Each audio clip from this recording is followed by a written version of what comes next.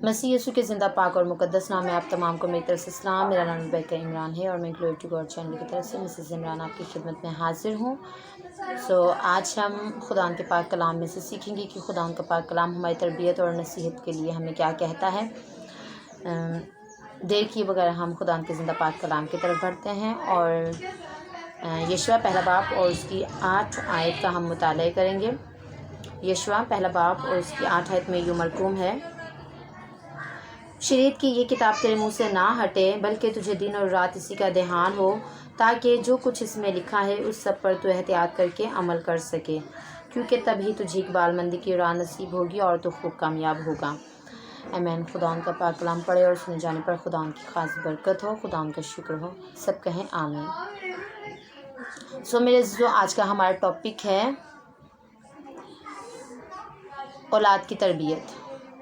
आज हम खुदा के पाक कलाम में से सीखेंगे कि औलाद की तरबियत हम कैसे कर रहे हैं, क्योंकि औलाद खुदा की तरफ से मेरास है। खुदा के पाक कलाम में लिखा है, ये शरीयत की किताब तेरे मुँह से ना हटे।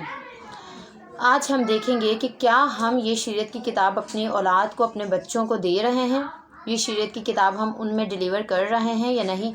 और आज हम देखेंगे कि किस तरह से हम ये शरीयत की किताब अपने बच्चों को सिखा रहे हैं। हम देखें तो यहूदी रवायात के मुताबिक जो यहूदी लोग थे वो अपने बच्चों को, जब उनका बच्चा 3 साल का होता तो वो उनको दर्सगाह में लेकर जाते हैं। बच्चों के पेरेंट्स उनको दर्सगाह में लेके जाते हैं, जहाँ वो दर्सगाह में खुदा के पाक कलाम को सीखते थे वो बच्चे। और जब बच्चा 13 से 15 साल का होता तो तब वो एक जैसे कि पाक कलाम उसके अंदर सरायत कर चुका होता था। जब एक बच्चा 15 से या 13 साल का होता तो ये सारा कलाम जो है उसकी रग रग में बस चुका होता था। लेकिन आज हमें गौर करने की ज़रूरत है।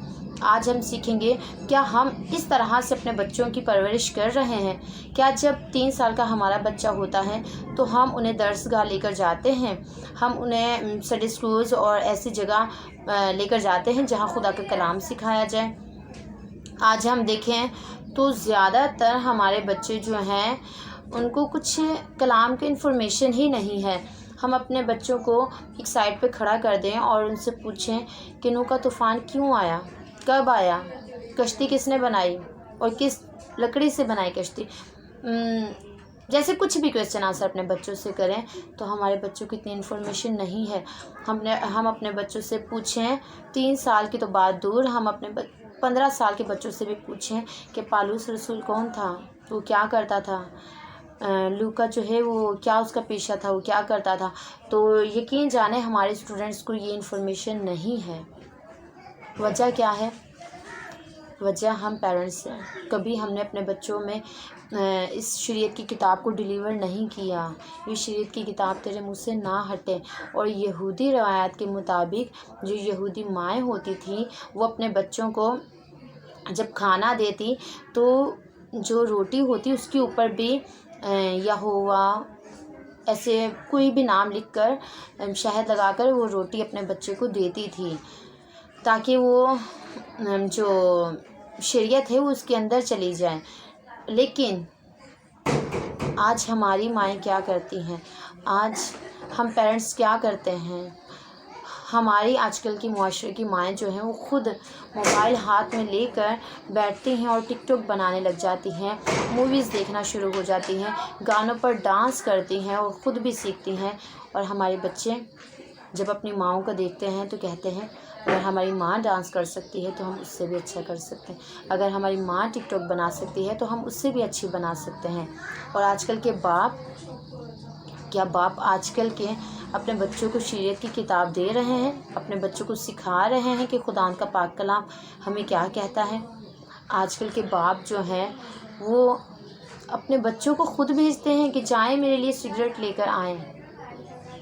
जब वही बच्चे जवान होते हैं तो वो भी ये सारा कुछ खाते पीते हैं, नशे करते हैं। तो फिर वही पेरेंट्स जो बचपन में बच्चों को 3 साल की उम्र से सिखाते नहीं, जब वो बच्चे जवान हो जाते हैं, आजकल जो 3 साल का बच्चा है वो गालियाँ देता है और घर वाले बहुत खुश होते हैं, किसके मुँह से गालियाँ कितनी अच्छी लग रही हैं। गीत नहीं सिखाते, शरीयत नहीं सिखाते, خدا کا کلام نہیں انہیں سکھاتے، اور جب وہی بچے بڑے ہو جاتے ہیں تو پھر وہ جب نشے باز ہو جاتے ہیں، نشئی ہو جاتے ہیں، تو پھر پیرنٹس روتے ہیں۔ تو میرے عزیزوں، ہمیں چاہیے کہ ہم بچپن ہی سے اپنے بچے کی اس راہ پر تربیت کریں جہاں اسے بڑے ہو کر بھی چلنا ہے، جہاں اسے بڑے ہو کے بھی جانا ہے۔ یہ ہمارا پیرنٹس کا فرض ہے کہ ہم اپنے بچوں کو اس راہ پر چلائیں جو اس کے لیے بہتر راہ ہے، جو اسے ہمیشہ کی زندگی دلائے گی۔ اور یہ تب ممکن ہو سکتا ہے جب ہم اپنے بچوں کو خدا کے ڈر اور خوف میں زندگی بسر کرنا سکھائیں۔ ایک ایگزامپل لیں گے ہم، افتاح جلادی کی بیٹی کو دیکھیں۔ افتاح جلادی نے کہا کہ جب میں جنگ جیت کر آؤں گا، جو مجھے سب سے پہلے نظر آیا، جو مجھے سب سے پہلے ملا، میں اس کو قربان کر دوں گا۔ اور افتاح جلادی جنگ جیت کر آیا، اور اس کی بیٹی اسے ملی تو اس نے کہا جو مجھے دکھ دیتے ہیں ان میں ایک تو بھی ہے۔ لیکن اس بیٹی نے کیا کہا؟ اس بیٹی نے کہا کہ اے باپ، تو نے جو زبان اپنے خدا کو دی ہے تو اس پر قائم رہ اور مجھے قربان کر دے۔ کیا آج ہماری اولاد کلام کو جانتی ہے؟ خدا کو ایسا اول درجہ دیتی ہے؟ آج اگر ہم اپنے بچوں کی اس کلام کے مطابق پرورش کریں گے تو افتاح جلادی کی بیٹی کی جیسی ہماری بیٹیاں بھی نکلیں گی۔ جیسی وہ بیٹی بہادر تھی، ہماری بیٹیاں بھی ویسی بہادر ہوں گی، اور اپنے پیرنٹس سے کہیں گی جو خدا کی مرضی ہے وہی ہماری مرضی ہے۔ دیکھیں تو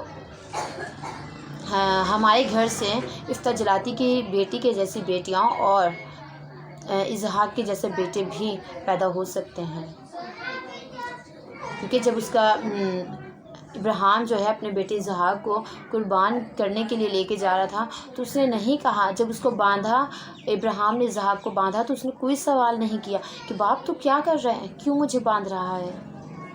اور آج جوان بیٹے ہیں، باپ کہیں کہے تو بیٹے کہیں اور جاتے ہیں، باپ ایک بات کرے تو بیٹے 10 باتیں سناتے ہیں۔ یہ کیوں ہے؟ یہ اس لیے ہے کہ ہم اس شریعت کی کتاب کو، ہم اس خدا کے کلام کو اپنے بچوں میں ڈیلیور نہیں کرتے۔ جب ہم بچپن ہی سے اپنے بچوں کو کلام کی تعلیم و تربیت دینا شروع کر دیتے ہیں تو تب ہمارے بچے جب بڑے ہوتے ہیں تو یہ کلام ان کے رگ رگ میں، ان کے بدن میں، ان کے دل میں اتر چکا ہوتا ہے۔ میرے عزیزوں، آج ضرورت ہے کہ ہم اپنی زندگیوں پر غور کریں اور اپنے بچوں کو چھوٹے ہی ہوں تو سکھانا شروع کر دیں۔ 3 سال کی عمر سے ہی بچوں کو سکھانا شروع کر دیں۔ ہمارا بچہ 3 سال کی عمر میں کھانا کھا لیتا ہے، ہمارا بچہ 3 سال کی عمر میں پیسے مانگنا سیکھ جاتا ہے، ہمارا بچہ 3 سال کی عمر میں کھیلتا کودتا ہے، سب کچھ کرتا ہے، تو پھر کیوں ہم اسے کہیں کہ ابھی یہ بچہ ہے، اس کے سیکھنے کی عمر نہیں ہے۔ میرے عزیزوں، ہم پروفیسر بن جائیں، ہم پائلٹ بن جائیں، بہت بڑے بڑے عہدوں پر چلے جائیں، لیکن اگر ہمارے اندر خدا کا کلام نہیں تو یہ سب کچھ بیکار ہے۔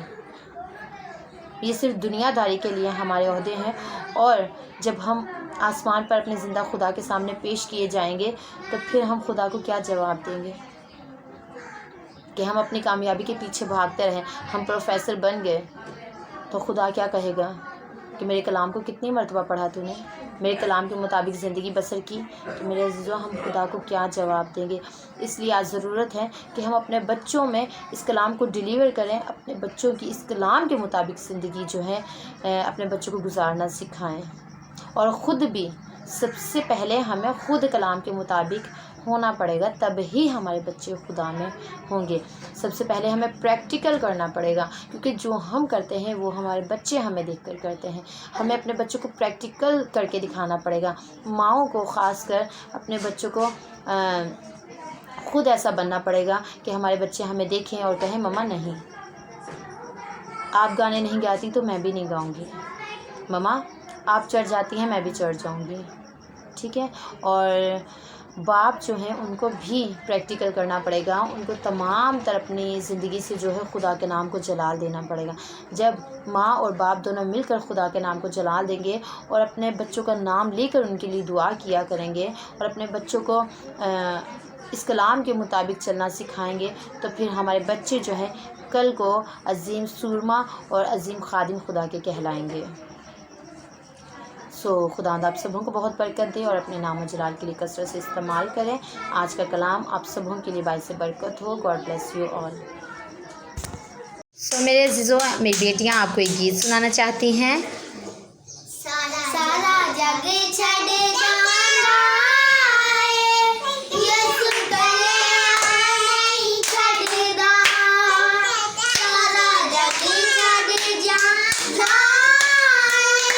یسو کلیاں نہیں چھڑدا، ہاتھ پیار نال پھڑدا ہے، ہاتھ پیار نال پھڑدا ہے، یسو کلیاں نہیں چھڑدا، سارا جگ چھڑ جاندا ہے، یسو کلیاں نہیں چھڑدا۔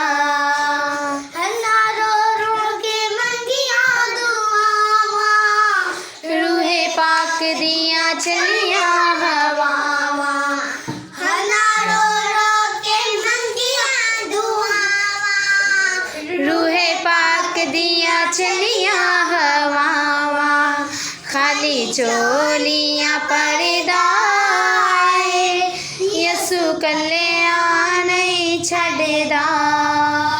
ہاتھ پیار نال پھڑدا ہے، ہاتھ پیار نال پھڑدا ہے، یسو کلیاں نہیں چھڑدا، سارا جگ چھڑ جاندا ہے، یسو کلیاں نہیں چھڑدا۔